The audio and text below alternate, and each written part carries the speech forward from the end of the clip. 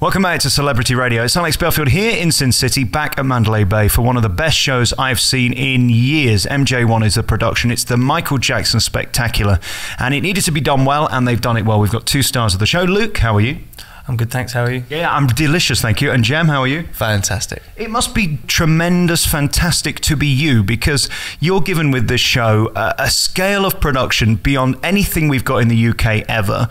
Second only to MGM Car here in Las Vegas. This is enormous, this show, isn't it? It's massive. I mean, the amount of people it takes to put on something like this is colossal. And night in, night out, we're doing it 2 times a night. It's a spectacle in Las Vegas. What more could you want? I also have to say, I don't think I've ever seen a show anywhere in the world with such consistently brilliant dancing. I mean, these guys are phenomenal. What you do is breathtaking. And again, every time I see a new Cirque show, I think, can they come up with new ideas? Can they take it to the next level? And again, this show goes faster than any other show in Vegas.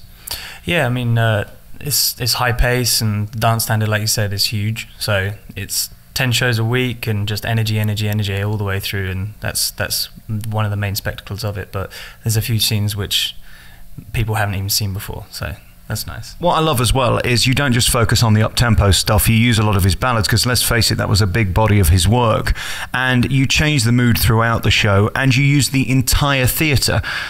One dope decided to stand up at a moment when somebody was falling from the ceiling and nearly lost their head. You've got to really be aware of your surroundings here at MJ1, haven't you? It's such a pleasure to be able to get in the audience, with the audience, and interact on that personal level. You've just got to be aware of people. I mean, people are going to get up. If they need the toilet, they're going to go, and you've got to be aware of that. And that's one of the things that make it fun performing day in, day out, is the differences in each show like that.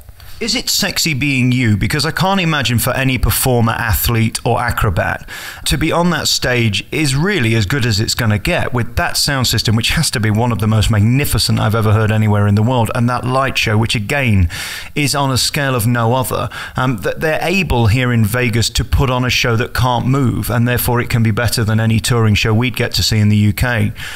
How does it feel when you're up there and it's all going well? Oh, it's the best feeling in the world. And like you say, the sound system is amazing. The lights are ridiculous. And it's just a pleasure being part of something so huge. Like you say, it's not available in the UK. There's nothing this scale. So to give them the opportunity to come out here and be part of it, it's amazing. For you, this is a tribute show, really. I mean, you're not taking pops at Michael Jackson. This is not a making fun of him. You are absolutely paying homage to his music, to his dance, to his talent, really. What do you feel about Michael having done this show 10 times a week for months on end?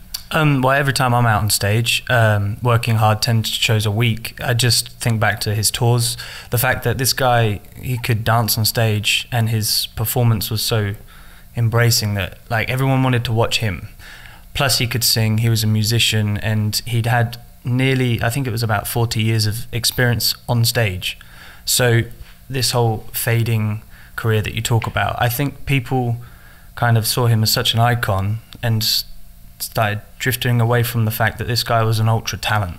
And like you said, he did give a lot to it. So when you come and watch the show and you see this whole show being about him, it fills you with love, you know, and a lot of energy. It's great, especially when you see the scene like Man in the Mirror, especially when we were in the creation of this show. You're working long days, you're tired, and like you sit down and watch that number as a performer in the audience, and you look at it and you go, I'm proud of this, you know. It's something to be really proud of. And it's funny you bring up that song, actually. That is my favourite song ever by Michael Jackson, and certainly the most moving part of this show. It's beautiful. What are you? Let's talk about you as a performer. You're from Poole. You're a dancer, you're an acrobat, you're what? I'm actually employed as an acrobat, trampoline being my specialty, but I also have to do a few dance cues in the show, so I have got a little bit of a dance background. Before I joined Cirque, I was a trampolinist in the British team, so was Jem. And on the side, I did a lot of little bits of dancing and performing. And then after the sporting career, I wanted to have a go at performance. So, yeah. You make it sound like you're 72 years old. How old are you now?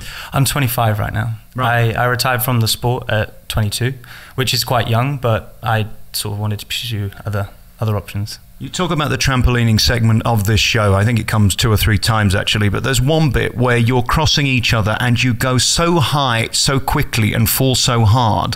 The whole audience, as we do with all Cirque shows, wonders how you're still alive at the end of it. What is the physical toll on you, bouncing so hard and getting so high up and then falling again and making sure you do it 10 times in a row?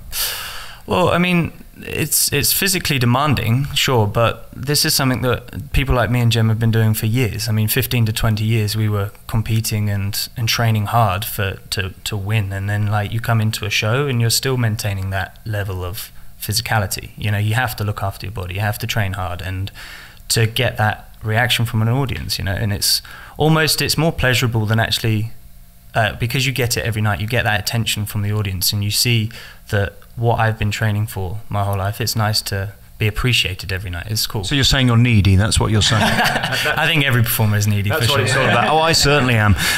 Jim, let's talk about you. You're from Bournemouth, and I'll speak slowly for you. And you get here. How do you get here? Why do you get here? Why you?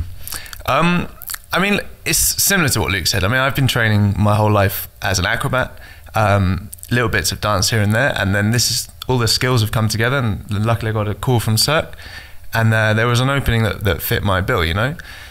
So then you've got to come and you've got to make sure you live up to that, and that's what it's important as an acrobat to continue pushing yourself, you know. And we're the guys that are pushing hardest in the world to give new stuff with Cirque du Soleil, with Michael Jackson, to give the audience what they've never seen before. Yeah, the bar is pretty high when you put it like that. Michael Jackson, probably the greatest performer in history. Cirque du Soleil, the greatest theatrical producers in history. And of course, the production as a whole has to be up there. They don't want this to be booed off within 2 minutes, do they? Exactly. I mean, there's such the names to live up to. But that's what pushes you as a performer to make sure your performance every night is 110%. Because the audiences come in every night have never seen it before. You know, you're doing this every night, but they're coming in fresh every night, and you've got to give them what they deserve to see. I sat there last night thinking this show was great fun, and just before it I'd interviewed Matt from the Chippendales, and I asked him the same question: could I have a go? I was wondering, could I have a go? The trampoline, it looks fun. Could I have a go in this show? Maybe I could get a role, you could put a word in. I'll see what I can do. I mean, it is fun. Like, it's the best job in the world as far as I'm concerned. That's why I'm doing it. I love doing it. I've been doing it my whole life, and so it's the most fun thing. I mean, yeah, we'll go upstairs, we'll talk, and we'll see what happens. I think so. What is harder for me when I do these interviews, the first time I saw O, it was very hard to get it across to someone in Britain how amazing these shows are. Cars certainly is, in my opinion, the biggest, most spectacular, brilliant show ever produced in the world anywhere, and this is second. How do we sum this up? I mean, how do we get people to realise how enormous this show is? Is there words that could explain how tested you are in this, how they push the dancers? The guy who he doesn't try to be Michael Jackson, but he's dancing like Michael Jackson. I mean, he's absolutely the top of his game. He's got to be the world's leading Michael Jackson dancer. There's many talents in the show, and I think to put across the message, you've already answered it. You've got Michael Jackson, probably the single best entertainer that ever lived. You have Cirque du Soleil, one of the biggest companies that has ever been around for performance, and you're doing it in Las Vegas, which is the center of the entertainment world. Those three things combined with a good bit of money, you know, like, you can put on a show that will blow everybody's mind. And when you say a good bit of money, what are we talking? $30, $40? What kind of? No idea. We're talking hundreds of millions, aren't we? I mean, we're talking a great amount of effort, time, and of course testing to get it right. From everybody, the whole team. You've got the technicians, you know, like the carpenters, the sound guys, lighting, the directing, the creation team, the acrobats, the coaches, the physio department. Like, you've got absolutely everyone all mucking in together to try and put on a spectacle, you know. And 8 shows on the strip, each one is going to give you something different. Like you said, you thought Carl was the most mind-blowing show you've ever seen. Well, have you seen a stage go 360? Exactly. I mean, really? Yeah. I mean, yeah, like that. And then you've got the beauty that is you know, and down the road you've got Love, which is like another tribute show to another legendary performer, you know. I then see how much technology goes into this show, and this is something that I, as the geek in me, I mean, I've got one tape recorder and a microphone and can break it at any point. There's a million things that could go wrong, and the expertise that has made sure that it doesn't is extraordinary. I guess there's as many tech guys behind the scenes as there are performers in front of it. Yeah, there's more.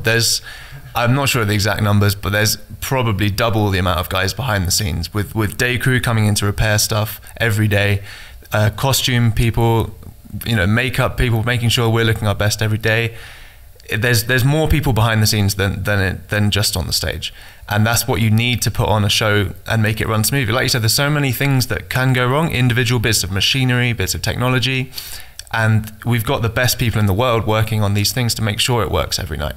And it's amazing how often it works. Like from my point of view, it's so very rarely will something slightly go wrong, and it's unbelievable that it makes it happen every night. And again, there are costumes that light up in 4 million different ways, and there's 10 of them on stage. When I think of what you've got to remember, I mean, as performers, it's okay having the technology that goes right, providing you put on the right thing at the right time. This is all sort of killer, no filler, isn't it? Like Jim said, like it's almost like an engine. You know, it's a well-run engine, and it needs maintenance, and it needs people behind the scenes doing that. 10 shows a week, and you're doing it the whole year round, and for many years to come, hopefully. So you become a very good professional, and it's the same with every individual that works in this show, and every individual that works on other shows along the strip. That's why it, you know, that's why it works. It's that simple.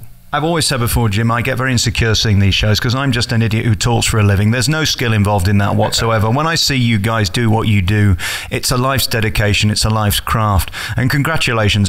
Seriously, if you come to Las Vegas this year, I've not seen anything on this scale. There is nothing as magical and brilliant and as well produced. And again, congratulations to Cirque Du Soleil. They know absolutely what they're doing, don't they? They don't muck around with it. They don't waste time. Exactly. I mean, there's a reason why it's been the leading company for the last 30 years, you know.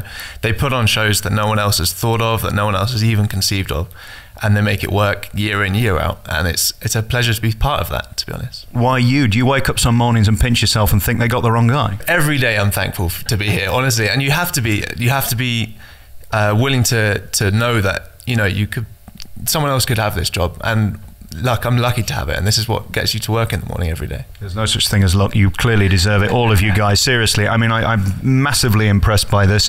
Very finally, how sexy is it being you here in Las Vegas? I mean, you're from one of the dullest places in England. I don't wish to be rude, Luke. There's no Las Vegas in Poole, is there? I mean, it's got nice food and fish and chips, but I mean, it ain't no Las Vegas Boulevard. Well, that's true. You do get appreciated from being an acrobat in the show, and like performing to an audience every night. You definitely feel loved, but home is home sweet home, you know. I miss it. And how are you acclimatizing here? I noticed this one's got a better tan than you. Are you bothering with the sun? Just lucky, isn't he? You know. I hate you. I'm ginger. Imagine having my face. This is hours in the sun. This is work. Hours. And I guess you kind of do. I mean, there's buffets on every corner here. I had dinner here twice yesterday. I went to the Gospel Brunch, and then I went up to Rick Moonan's restaurant yesterday.